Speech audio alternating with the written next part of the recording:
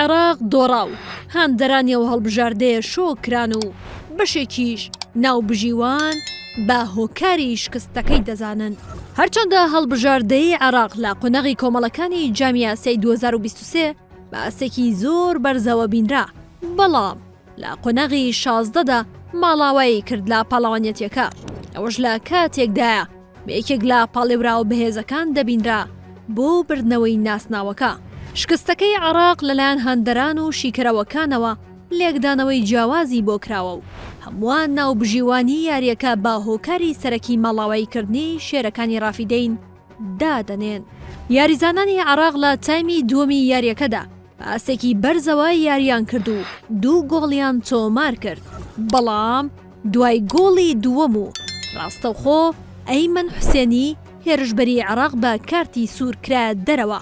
ئەوڕووداوەش کاریگەری لەسەر یاریەکە دروست کرد و عێراق بە 10 یاریزانەوە لە کۆتا ساتەکاندا تووشی شکست هات.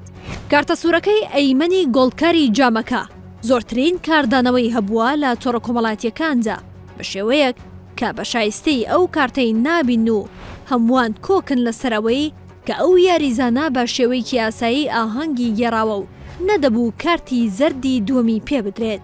بە شێوەیەک ڕۆژنامەکانی مارکا و ئاسی ئیسپانی بە مانشێتی گەورە نووسیویانە سەیرترین کارتی سوور لە مێژوودا بە ئەیمن دراوە کە بەهۆی ئاهەنگگێڕانێکی ئاساییەوە بووە.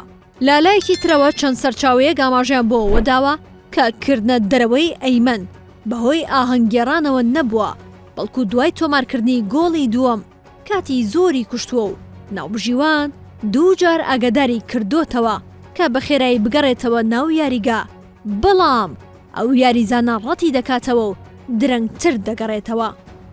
لەبەرەوە لەلایەن ناوبژیوانەوە کارتی زەردی دووەمی پێدەدرێت، ئەوەش هۆکاری کردنە دەرەوەی بووە.